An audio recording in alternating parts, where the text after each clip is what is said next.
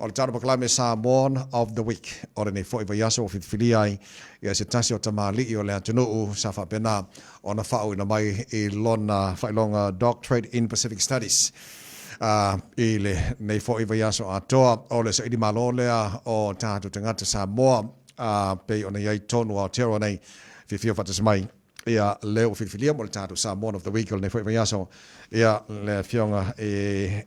Muliagatele Dr. Vavao Fetui o whiwhilia mo le tātu Samoan of the Week o le nei fo iwa yaso le fionga Muliagatele Dr. Vavao Fetui whaftai tele mo le taimi le nei tai au malo lava sui fua moruia.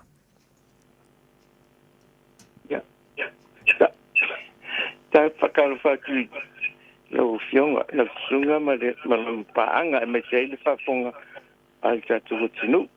E ngata au kilangi nema ni sila e pape poi tawhai sia lau langi. Ma lo le soifua, ma lo langi ma. Malo whaftai mole nei tai au. Congratulations mai le pulenga ma lau whengalwenga Radio Samoa i leo pale mai ma le whaawina foi i lau whailonga Doctorate in Pacific Studies. O le fasili o lale umina sa ili ai ma tausini o mone nei a whailonga whaptua ma le maurunga. Whaftaia mo le fasili o le tusa o lau malanga atoa lava e iai ai si whailonga na mua atu na maua lau Masters in Education po le iwa whakenda tenga. Ia le kiele o ngā sa fo ilo ke Tavai no tātou ngani le ofisa o nei o Ministry of Education e tusinga o le curriculum po le curriculum statement ila o ina le ngan Samoa mai lalo i o ngā mati se iwa dunga high school ia ona o walwa mola mo ke al sangi au e fo ia la fionga la fiolangi malamba Malaysia ma asum sanga malia ya masung val pet buen sa mo ya tele ngidis at biola to ia lang ina ia le o ina ngan sa mo so no kilai ya nala no so ne ya to lo le ina pape meling ke tawana na la lumai ya staff le ya wale yo tulanga na o Ling mesti ayat tahun na mawali PhD wala na sangat sa awila sa ilaw tenyo ke maloloy ya nalanan na layon na ona o yai tolole o proketila na faya lupa machila melania na okay no ole vangalo na luwala pamtalanga Mana mia foi la secção le o le master no foi le masters honors in Pacific Studies na ia anga va ia o talo fai le PhD ana la infa o to foi sala lua ia masters ia como foi le o dunga fai le PhD se malanga foi le o ia e fa pena te bidan foi le course Okay, lelei fo ai tatele o atili lau malanga nga ile i lo whailonga lau ai nei. Tele tau sanga ngadua tonu mawhai awa tonu le meste au ki lani Muliagatele? Ia nā mata malei palima. O i fuila fionga ia la siolangi fuile le o whatonu director i Singapore Pacific. Ia ona o le tele ala o te tusa pēla whamtaranga fo i lele. Ele e se manatu o ke oa uia i le atulanga ona o le tele o ngā luenga fo i e o le MCQA e so sani ai le suenga fo i o le ngan Samoa scholarship ma meo. O malang te mi leo leo ke iai ai toni. O le MCQA part-time fo i le so sani suenga. Ia pēla o le winga na o la whamtalanga o le nei whailonga o mo tangata uma Samoa voi e ma tangata a mai sei ngana umal Pasifika Pacific Language ia o isi tangata salangulango ina tele ale Samoa mo ka kama o li foi lunga on campus man fia umala ino vai mai ya o tato foi le mo malai foi le pero tulanga na ya wa o fa mo ya yo Pacific Studies ya alu lumba nga iluma ya yang ngana Pacific ka okay Muliagatele le si mai nga pe ona tata no foi le sa fa autu ya lau malanga nga ile doctorate in the Pacific Studies ole fa matai se fa so no nga ile ta ole vai nga le I lau malanga le sa ilia tili mo fa I ol fa matai la ya e pe ya na o fulele I tunwa onga ya me se foi le pa ia malula tinu foi le ile nei taimi a tone lima suta sanga talwai ya safso swani mai ya foi le ya le mi sera fio ya tama ainga ya tu ya fio mai foi au kilani fi kai foi le famatala ya na foi viusi le ta ua me le ngol famtai tamo yo ya na walen ma tu fai ni sio ava fatu fati noi foi le fa lo awa vea maon malo ila tu langa na o lo ma ua foi la susu enga ni sio o tu va toa vo ia la tu fai masui o dita o foi le o tau simeo le tu nu pe la fionga ya tu o tamsesi o Amerika Samoa o le Tavai fosonia o nisi umali o tangata ia na amataina le swinga foi le Samoa kia la tu Samoa le fisa ongo ia le fiong o ia la fausia ai ono e ia tau la moa ia ai ono le taimile I musumun tu tau sanga talwai e una ila o ino langan Samoa ia ai lengan tailea o le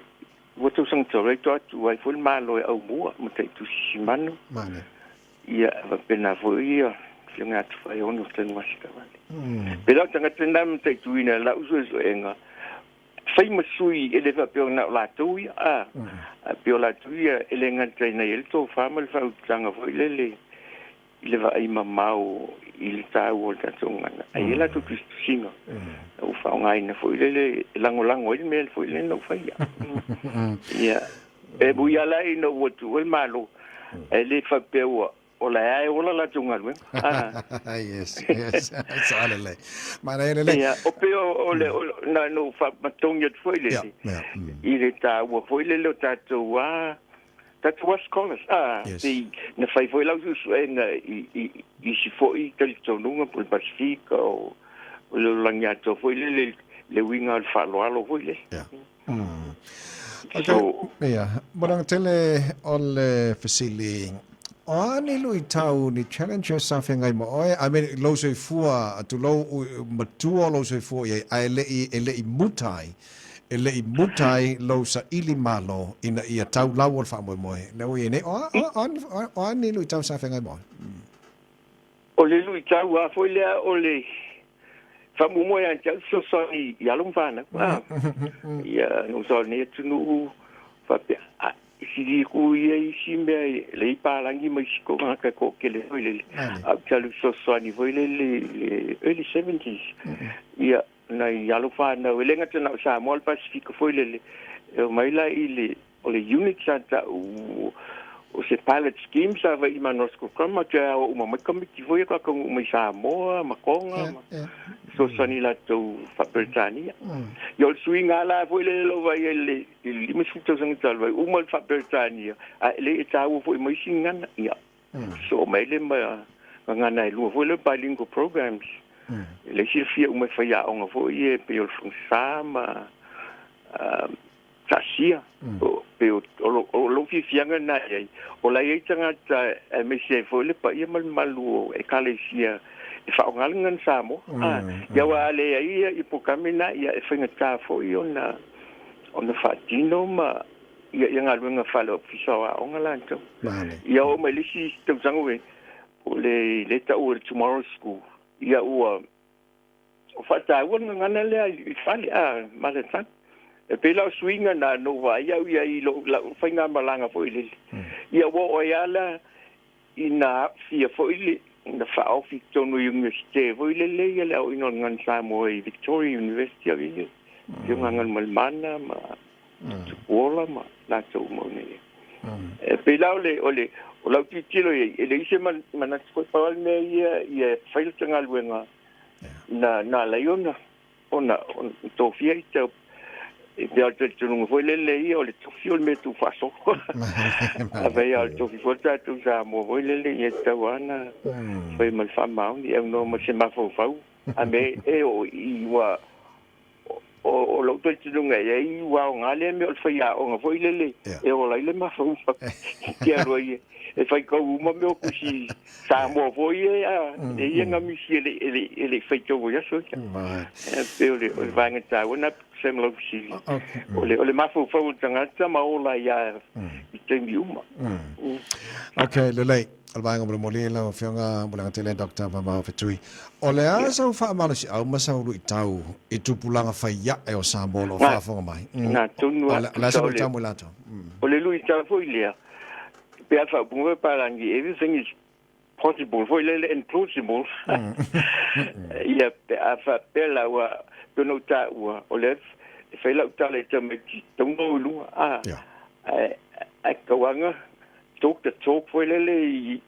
fa ele kio kawanga la va fai a onga ia o linguistics e la ko PhD o ingo ku sala ko model foi comme e pe la fa mo na ele na Samoa a tu pulang pe o Pacific Studies le ke o fa malu e kasi le ma ko ki fa malu e ma me se como ku voi o Pacific o fi fianga le tele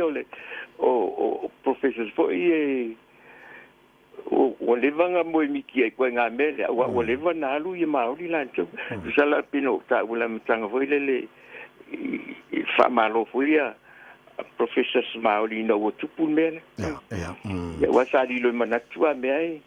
e se volele ka toia au la ufa stai fo io na o especially Samoan academics fo ia lunga linguistics whatever manga fight but ele ngatalanga ala makanga le kawanga fa wa volele tupulanga ia le standard fo ia le tulanga fo le wa establish but you have to advance well thing of ye le way ye providers ye le DC o ye la un fa Samoa me un fa pena but we have to move ahead me tau su swinga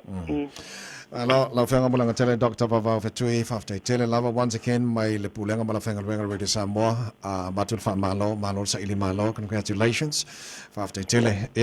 fafte mala no neita ya le manga mai la so mai foi pa fai singa golf fa umas fa wa ko ngai bula ki kira wen fafte tele mariana ya sama weekend ya fafte ya mangui na fafte mala no le fenga Muliagatele Dr. Vavao Fetui ma fa wina mai e lona fa longa doctorate in Pacific Studies pe ona ve mal tatu Samoan of the week ole ne foi vai asol tu mo re de Samoa for lima i tonu amo